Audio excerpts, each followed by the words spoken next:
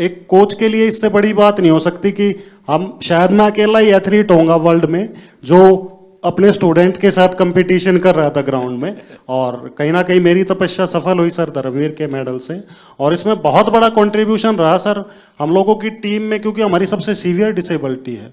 तो साई ने और मिनिस्ट्री ने जो डिसीजन लिए, हम लोगों के सपोर्टिंग स्टाफ में आदमी बढ़ा के, वहाँ बल्कि 33% का ही रेशो था कि 33% ही लोग अंदर रह सकते हैं सपोर्टिंग स्टाफ में। तो देवेंद्र भाई जी ने बहुत अच्छा डिसीजन लिया, उसको रोटेशन में करते रहे। जब हमारे इवेंट आए, हमारे लोगों को अंदर ले आए और दूसरे लोगों को बाहर कर दिया, तो बहुत अच्छा कम्बिनेशन हुआ उसका। और यही फ़ायदा हुआ कि सर हमारे इतने मेडल आए। साई का भी जैसे हमारे खाने का था, वहाँ इंडियन फूड की बड़ी प्रॉब्लम थी और वेजिटेरियन के लिए बड़ी दिक्कत थी। तो साई ने जो अंदर कैंप विलेज के अंदर ही जो खाने का अरेंज किया, वो इतनी अच्छी हेल्दी डाइट थी कि किसी को भी प्रॉब्लम नहीं आई सर। तो बहुत बहुत धन्यवाद सर पूरी टीम का, और हम लोगों को इतना मोटिवेशन करने के लिए। Thank you so much. Asian games में मैं पार्टिसिपेंट रह गई थी, मेडल नहीं जीत पाई थी। तो जब आप सबसे मिल रहे थे, मेडलिस्ट से आगे मिल लिए थे, तो आप आए और लाइन से सब जगह पे दोनों तरफ आमने सामने लाइन लगी हुई थी। तो कुछ लोगों से यहाँ मिलके आप उस तरफ मुड़ गए थे। तो बहुत नज़दीक से मैंने आपको देखा, लेकिन मिल नहीं पाई, बात नहीं हो पाई। तो वो अंदर एक टीस थी कि अब दोबारा तो मिलना ही है। और उसके लिए मैंने एशियन गेम्स के बाद जान लगा दी थी कि चाहे कुछ भी हो जाए उनसे पर्सनली मिलना ही है। तो उससे शायद मुझे इंस्पिरेशन मिली और मैं कर पाई। मेरे बच्चों को मैंने 6 महीने हो गए, मैं मिली नहीं, घर ही नहीं गई। तो मेरा बेटा छोटा है, तो उसे जब भी घुमाने लेके जाती थी मोबाइल में GPS लगा के, तो उसे पता है मोबाइल में रास्ता ढूंढ लेते हैं। तो वो ऐसे बोलने लग गया मुझे कि मम्मा आप रास्ता ही भूल गए घर का, आप GPS में फ़ोन में लगा के घर तो आ जाओ कम से कम। तो sir thank you so much, आप लोगों का सबका बहुत सपोर्ट रहा है, आशीर्वाद रहा है, जिसकी वजह से हम लोग कर सकें। पूरी टीम का सपोर्ट रहा है, हमारे कोचेस का। तो thank you so much sir. बहुत बधाई। सर मैं शरद कुमार हूँ, मेरा ये 2nd मेडल रहा है। मैं 3rd टाइम पैरालंपिक्स किया। शरद और संदीप दोनों को भाषण करने के लिए बोलूं तो कौन सबसे ज्यादा अच्छा करेगा? सर ये सर संदीप बहुत अच्छा बोलता है और शायद इसलिए थोड़ा सा पोत रह गया। सर बट मैं एज एन एथलीट ये कहना चाहता हूँ कि जब से पैरा मूवमेंट स्टार्ट हुआ है, मैं तब से जुड़ा हुआ इससे। और आज जिस लेवल पे सारे एथलीट्स हैं, मुझे खुद प्राउड फीलिंग होता है इन सबको, जिस तरह सब जाते हैं, कोचेस, फिजियोथेरेपिस्ट, सब एक टीम। जब अब हम लोग बाहर जाते हैं तो इंडिया को अब ऐसे लोग देख रहे हैं कि ये पहले सोचते थे ये आगे आ सकते हैं, लेकिन अब पैरा में इन्होंने कैटेगराइज कर दिया कि इंडिया एक स्पोर्टिंग नेशन ऑलरेडी है। और सर ये ऑफ कोर्स साई की सबसे पहले अहमियत से स्टार्ट हुआ, और फिर हम लोग का सपोर्ट स्टाफ आने लग गए, और एथलीट्स में भी जिस तरह पॉजिटिविटी आया।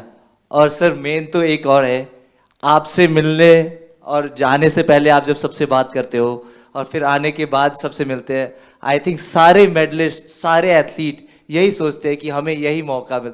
सर लोग पैरा को अभी तक अपनाए नहीं जिस तरह आपने अपनाया है। नमस्ते sir, I am Palak Kohli and ये मेरा 2nd कंसेक्यूटिव पैरालंपिक्स था। एंड टोक्यो में मैंने 4th फिनिश किया था एंड यहाँ पे मैंने 5th फिनिश किया। बट दोनों इस पैरालंपिक्स जाने का मेरा जर्नी बिल्कुल ही डिफरेंट था।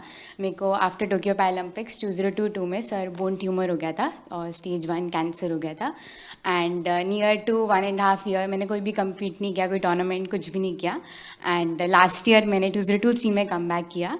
एंड मैं काफ़ी हैप्पी हूँ और काफ़ी प्राउड हूँ कि मेरे सपोर्टिंग स्टाफ, मेरे कोचेस, गौरव सर के सपोर्ट और गाइडेंस के कारण मैं क्वालिफाई कर पाई पेरिस के लिए। एंड मेरे बहुत सारे मेजर टूर्नामेंट्स आफ्टर टोक्यो छूट गए थे।